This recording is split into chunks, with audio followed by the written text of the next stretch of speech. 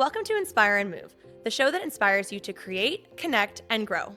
I'm going to bring you meaningful conversations, aha moments, and all the motivation you need to up-level every part of your life. I'm Ali Aruda, founder of Inspire and Move, and your personal hype girl.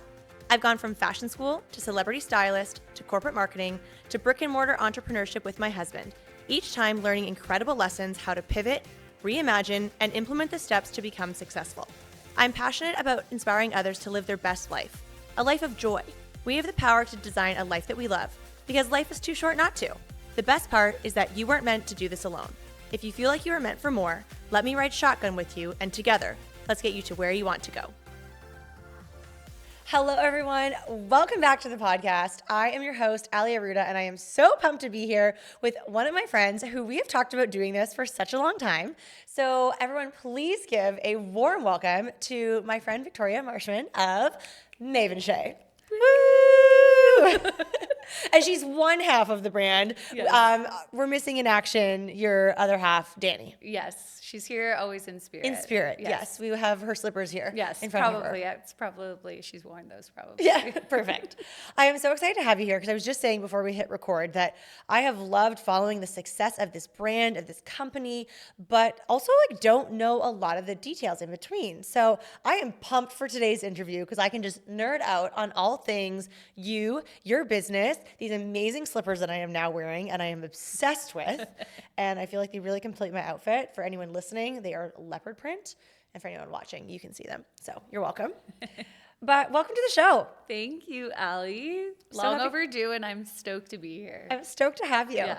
So we need to just dive right in and chat about how the idea of creating luxury ergonomic slippers started. Okay, let me tell you, it's not as many things happen, like a one direction kind of thing. But just to give you a bit of backstory on Dani, my co-founder, and her and I have been best friends and business partners for over 15 years. A little backstory, we're both ex-competitive dancers, met at the dance team at the University of Toronto, and ended up becoming co-captains of the dance team. So So that was meant to be. it was meant to be. It was like destiny. Like I remember the auditions. We did not know each other before the auditions for the dance team, and I think it was second year of university. And I did this big jeté across the stage, I was really flexible. That was my strength as a dancer. And I locked eyes with Dani when I did that jump, and we were like, we're gonna do something together. I don't know what it is. Yeah. Did we just become best friends? Just from that jump. So we ended up becoming co-captains of that dance team. I love And it sounds like, such small grassroots beginnings, but that's really where we learned to become leaders together, create things together. We didn't get any funding from the university to facilitate that team. So, we were doing pup nights and charity events and baking stuff. And it was that opportunity for us to be wow, we really like working together. We really complement each other. I don't know what this is going to turn into, but we're good at it. So that was the start of our entrepreneurial journey. Fast forward, we ended up starting 2 events companies together, and we're event professionals for over a decade. Wow. Yeah. We were doing large-scale fashion shows, charity events, galas, working with corporate clients, also producing our own events under another brand called City Moguls. And then everything came to an abrupt halt when the pandemic hit. You're live events business. Are dead. Done. Kerplop. Have left the chat. Yeah. So, when the pandemic hit, Dani and we took a step back and we're like, do we want to keep doing events? We were getting into our 30s, being up till 3 a.m. in our heels, just didn't feel good anymore. It was really fun in our 20s. And your poor feet were tired. They were tired. They were giving us a clue. For what's next. But so we took a step back. We sat down with a lot of our amazing mentors and people in our network, and we're like, what should we do? Because we know events aren't coming back for many, many years. Mm-hmm. We got that advice. I remember our founding investor, who was our mentor when we first came up with the idea, was events aren't coming back for 2 or 3 years, guys. What are you going to do with this time? So we knew we really wanted to create a product for women. It's kind of like on that like bucket list of things that Danny and I want to do together. But we had a lot of really stupid ideas before we came up with what was the slippers. most unhinged idea? I just remember because it was the pandemic, I was really passionate. I was like, we need to come up with like a all-in-one office station that has like a chair that pops out and a keyboard and a mouse, and it's sexy. Like everything we wanted to, our like the constant thing for the product ideas is like, let's come up with things that aren't sexy, that are like, ergonomic, and make it sexy. So that was like the foundation of a lot of the product. So we were like spitballing with the like sexy ergonomic, and we're just workshopping a bunch of ideas. Yes. Amazing. Yeah. So the catalyst to getting to slippers was Dani got pregnant for the first time during the pandemic, June 2020. Okay. And throughout her pregnancy was experiencing excruciating pain in her back and her knees and her hips. And it was because she was walking around her house barefoot all day, which, as it turns out, is really bad for you. Okay. So we should be wearing shoes indoors all the time. I'm like, cringe. I know, because I was always a barefoot girly. It's just when we get into our 30s, we're more susceptible to our arches collapsing. Anyways, we can nerd out on feet. We can go so nerdy. Okay, perfect. Yeah, so it was Dani having this pain, going to actually see a podiatrist, and the podiatrist being like, you need to wear a Birkenstock or a running shoe or something with support. She's like, can you recommend a slipper for me? And the podiatrist couldn't. She's like, I never recommend slippers. They're really bad for your feet. And that was kind of the start of it. We were like, light bulb moment. It was a huge light bulb moment. We started doing research, bought, every slipper on the market, and just started seeing these trends and problems. Like, they're frumpy, they get stinky and gross. And because of the pandemic, we're all spending so much more time at home. Like, the ladies deserve something nice to wear on their feet while they're at home all day, So oh my gosh. that was it. That was the start. I have seen my mom over the years, who now is a very passionate consumer of your product. Elaine loves the Mave and Chez slippers. But it was like my grandma and then my mom, they would wear these slippers that you get probably for $12.99 at like Sears, The Bay, Eaton's, wherever you're shopping, these big stores, that are basically like a napkin for your feet. They are so thin, there's no support. And I found a pair when I was purging the house not too long ago. I was like, oh my gosh, what are these for your feet? Yeah. They seem terrible. Yeah. So we have the aha moment of the idea, and based off of the backstory of creating this product, it's going to be sexy. It's got to be sexy. And ergonomic. It's got to help women. And like, we're building a community around helping women feel more confident, because we have been conditioned in so many ways in society to just be okay with being in pain in so many different ways, right? And like, how have we been conditioned to think that foot pain all day is okay, and that we should end the day with sore feet? Like, you don't have that. There are options where you can wear something supportive enough so you can end the day feeling good. So we have the idea born. How did we come up with the name? The name. So I have literally always wondered this since I met you. Tell me. It's so wild, right? Like, you're trying to come up with a name. You're like, we can't get sick of it. We had so many like weird slipper and themes, but we're like, no, it's got to be like bigger, like meta thinking. And we were like, the brand is about helping women step into their days with more confidence, and we want this legacy piece. So we started thinking about our like names in our families, and it turns out my middle name is Mavis, which is my late grandmother's name. Okay. And Dani's middle name is Shayna, which is her late great grandmother's name. So we literally put them together, Mave and Chez. So the name the brand is all about paying homage to like legacy and the women who came before us. And even all of the slipper styles actually are named after female trailblazers that have passed. So the whole brand is about legacy. Oh my gosh, so that's a big part of your vision. Yes.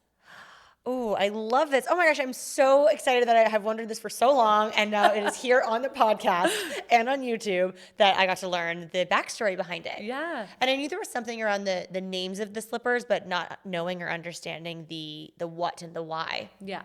That's really beautiful. Yeah. So what came first, like the name, or did you start diving into the design or the look and the feel? Talk us through this process. Yeah, so just to give everyone context, like no product background, never done anything in retail. We're novice Neither as of they us. come. Novice as they come. Didn't go to, what's it called? Where did Geppetto go? Oh, cobbler school. Didn't go to cobbler school. That's not on my resume. Sometimes it's the best stories, that like when Matt and I bought the gym, which is now Benchmark Fitness, day one, I was like, how do I sign up a member? I don't know. I will just Google it.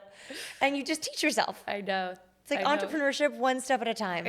It is. I love this product journey. So this truly was how we started too. It was like, let's just have conversations with people that we know that have made products and get there slowly. So one conversation led to another. We ended up getting connected with another Canadian footwear brand, like the owner of that company.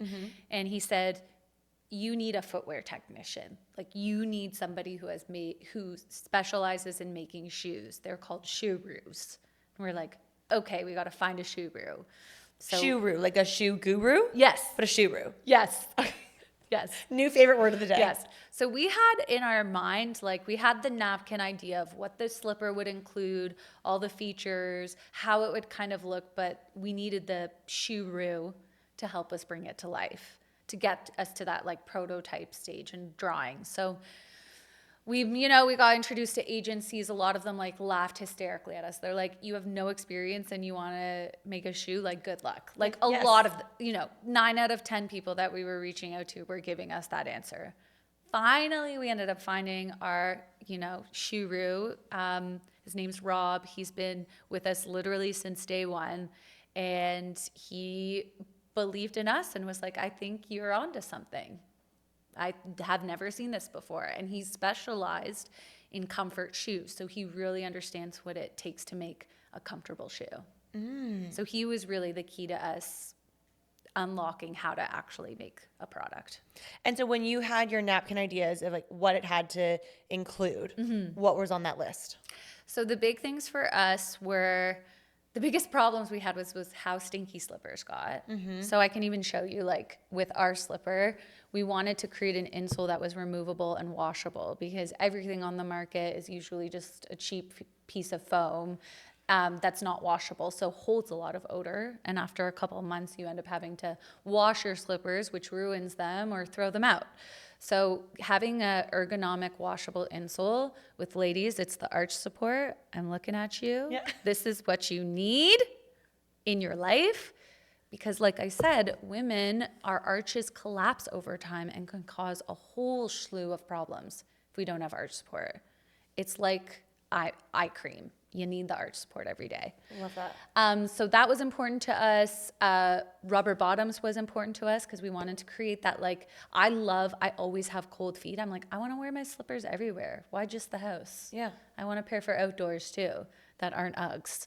So a rubber bottom was really important to us, and something that looked chic and sophisticated, so has like a stylish design. So those were like the core features. There's a lot more like ergonomic features secretly built in, but those were the things that we were like, we have to put in this shoe. We have to figure it out. Oh my gosh. Okay, so we have the napkin list, we have our shoeroo, we have our name, Yes. and the legacy piece. Yeah. And at this point, have you talked about the idea of bringing investors on? So it kind of happened as we were building the idea because product is expensive. You need a lot of money up front to purchase inventory. We knew we couldn't build this product ourselves. We knew we had to work with this footwear technician, which was expensive. And we had, as the universe kind of had it, we had people mentoring us that were also investors, and we didn't even know what that meant. And did they, like, you need to walk me through this because this is exciting. Yeah. So did they say to you, like, girls, we really believe in your idea. Here's $100K? Oh, I wish. Okay, it wasn't wish that. Okay. That was how it went. But I hope whoever's listening takes this, because getting capital is definitely one of the steepest learning curves we've ever gone through.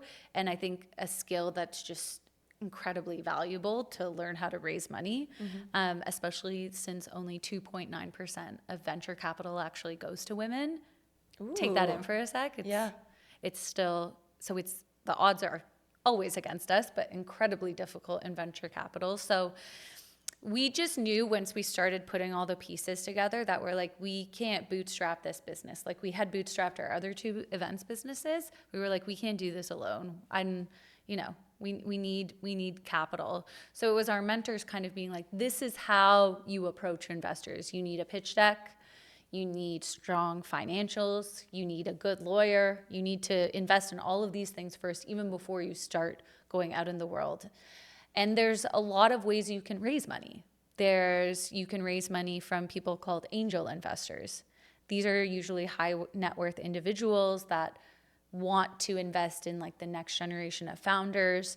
They're okay to take on the risk because it's a risky investment, and often want to help not just with like writing a check, but also strategy and guidance.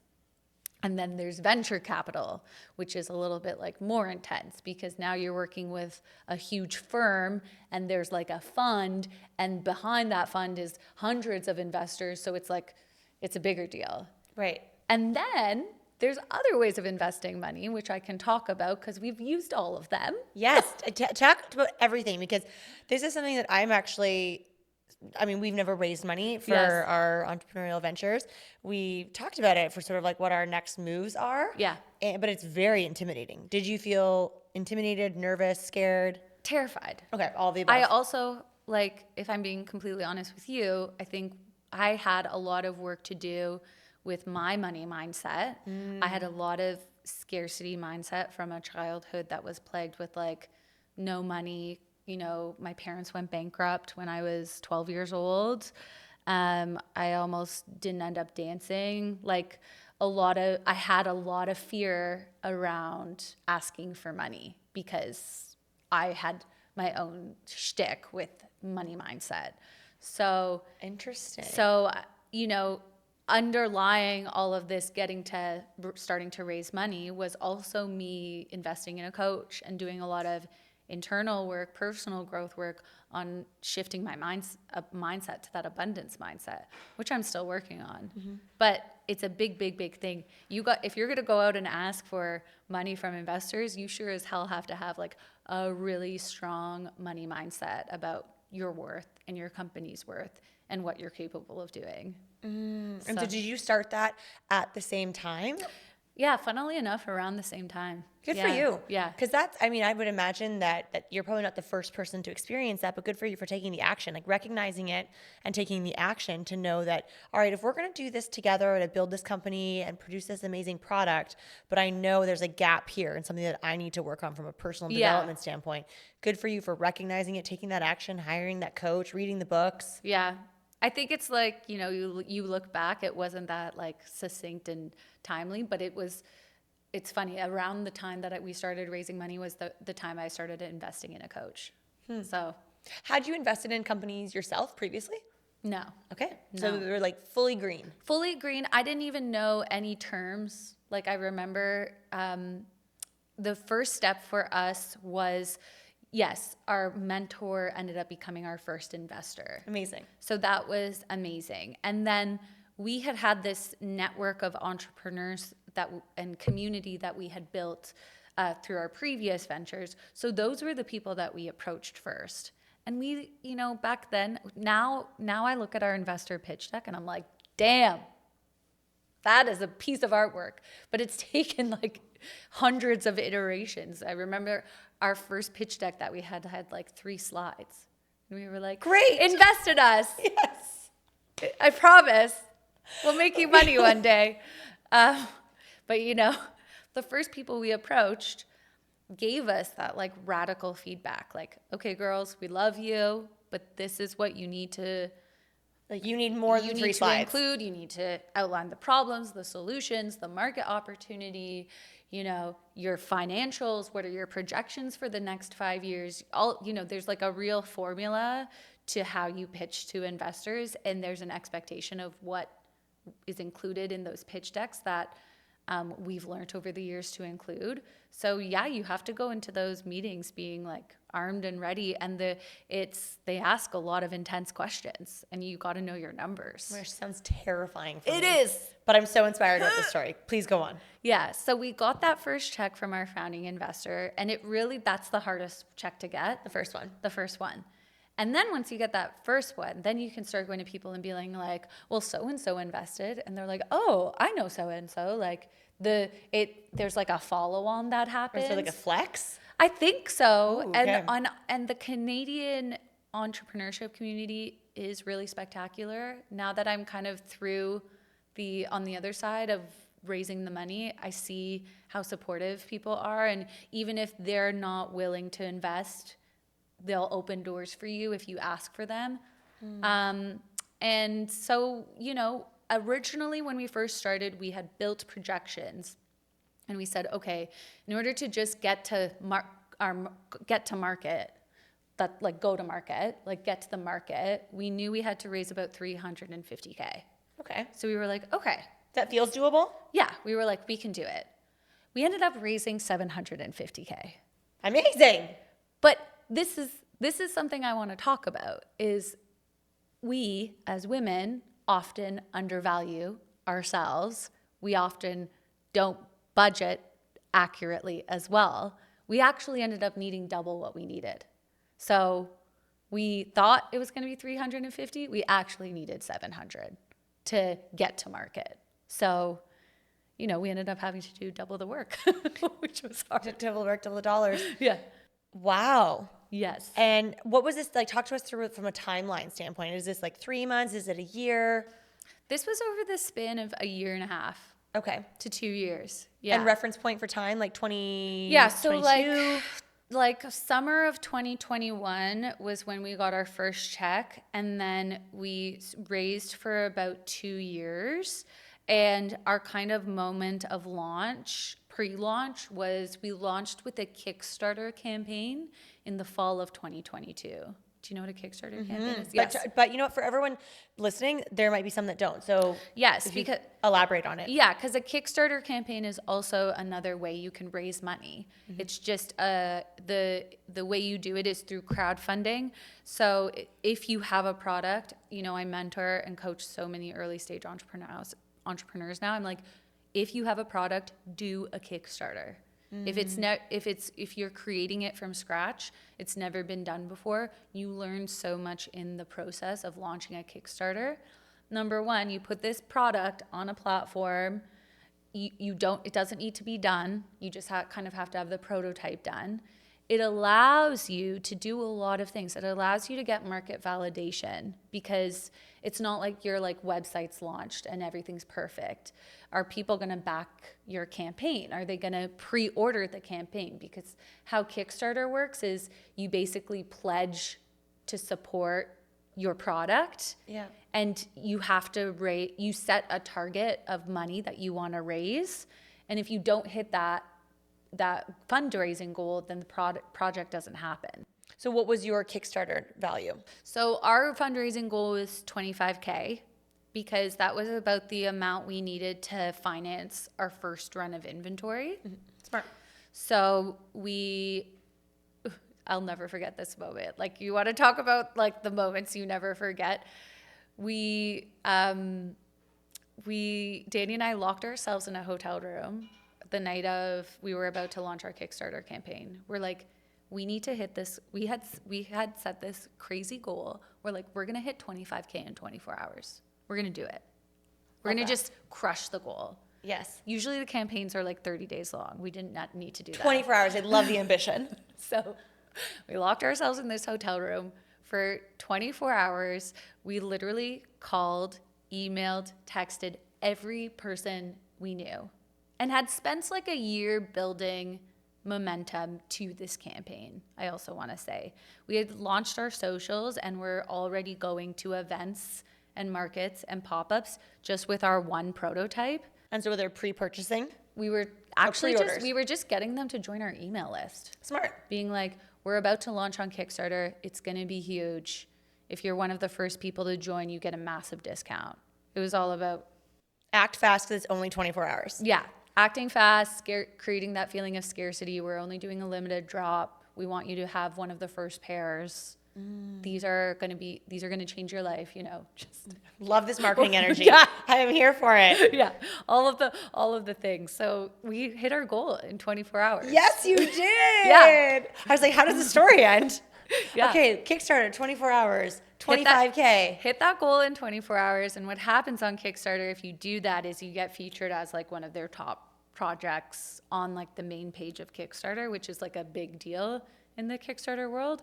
Amazing. So we were like, we did it. And then we ended up raising about 50K through that campaign.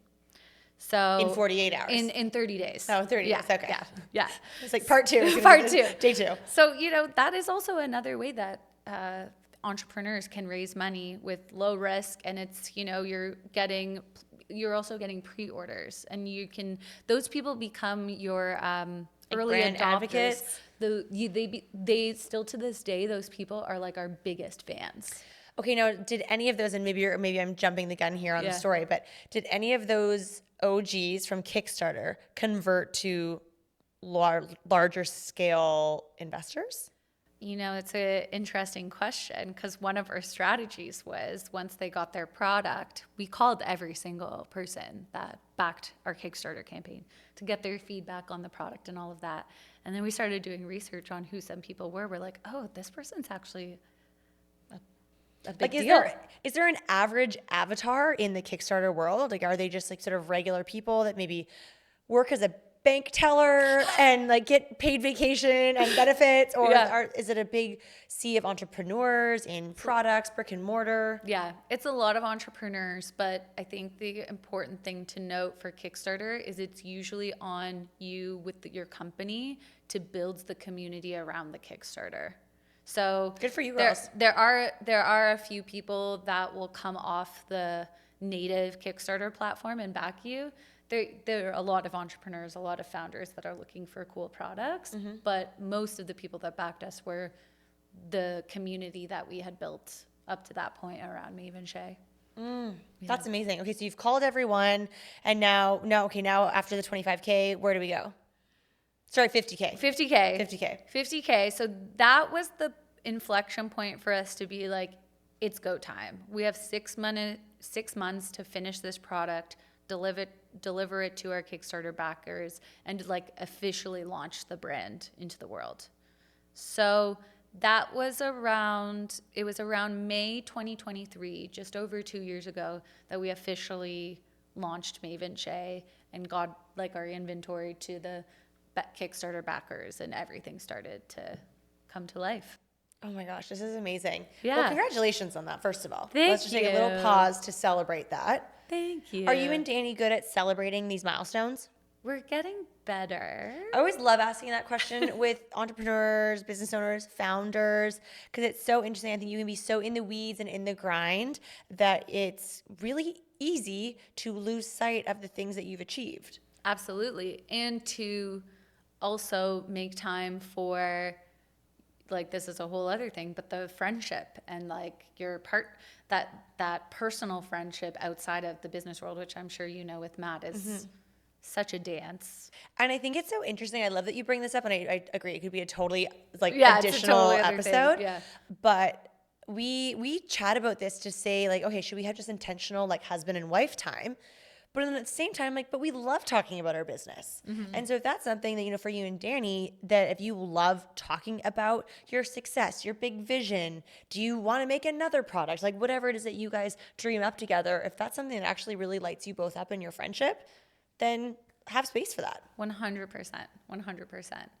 To answer your question about celebrations. Yes. The one thing we try to do is anytime we have like a trip, like a work trip, we always try to tack on like 1 or 2 days after where we'll do something just fun and travel. So, when we first visited our factory in Brazil, which was such an amazing experience, that's where our slippers are still made. We went to an island called Florianopolis, which is just off the coast. You were just full of the best words today. Florianopolis, really expanding our vocabularies today. But we went to this island and had like 3 days of gallivanting and fun. dancing in Brazilian clubs and, Get it, girl. Well, thank God you have ergonomic slippers with you to Thank rest God. those feet. Thank you so much for listening. If you loved this episode, it would mean so much to me if you took a few seconds and shared this on social media, sent it to a friend, or left a 5-star review. There is power in community, and I'm so grateful to have you part of mine.